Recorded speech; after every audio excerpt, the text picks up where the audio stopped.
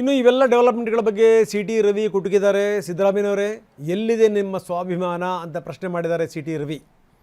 ಪಕ್ಷಗಳು ಸಲಹೆ ಕೊಡುವಂಥದ್ದು ಸ್ವಾಭಾವಿಕ, ಪಕ್ಷಗಳು ಸಲಹೆ ಕೊಡಬೇಕು. ಆದರೆ ಇಲ್ಲಿ ಪಕ್ಷ ಸಲಹೆ ಕೊಟ್ಟಿರೋದಲ್ಲ, ಹೈಕಮಾಂಡ್ ಆದೇಶ ಕೊಟ್ಟಿದೆ. ಸಾಂವಿಧಾನಿಕ ಹುದ್ದೆಗಳಿಗೂ ಕೂಡ ಆದೇಶ ಮಾಡಿದ್ದಾರೆ. ಏನಿದರ ಅರ್ಥ? ಇದು ಸಂವಿಧಾನಕ್ಕೆ ಕಾಂಗ್ರೆಸ್ ಮಾಡಿರುವಂಥ ಅವಮಾನ ಅಂದಿದ್ದಾರೆ ರವಿ.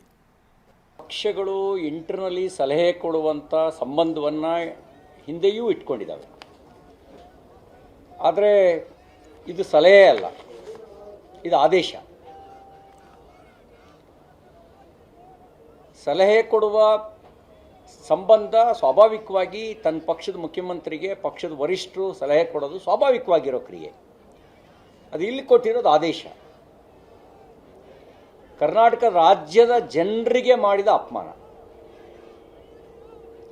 ಒಂದು ಕಡೆ ಸಂವಿಧಾನಕ್ಕೆ ಬಗೆದ ಅಪಚಾರ ಆದರೆ, ಕರ್ನಾಟಕದ ಜನರ ಸ್ವಾಭಿಮಾನಕ್ಕೆ ಮಾಡಿದ ಅಪಮಾನ. ಸದಾಕಾಲ ಸ್ವಾಭಿಮಾನದ ರಾಜಕಾರಣದ ಮಾತಾಡಿದಂಥ ಮಾಜಿ ಮುಖ್ಯಮಂತ್ರಿ ಸಿದ್ದರಾಮಯ್ಯನವರು ಏನು ಹೇಳ್ತೀರಿ ಇದಕ್ಕೆ?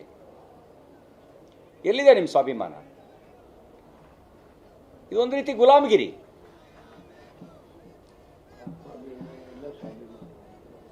ಇದು ಗುಲಾಮಗಿರಿ. ಇದು ಸಲಹೆ ಕೊಡೋದು ಬೇರೆ, ಆದೇಶ ಮಾಡೋದು ಬೇರೆ. ಇದು ನೀವು ಆದೇಶ.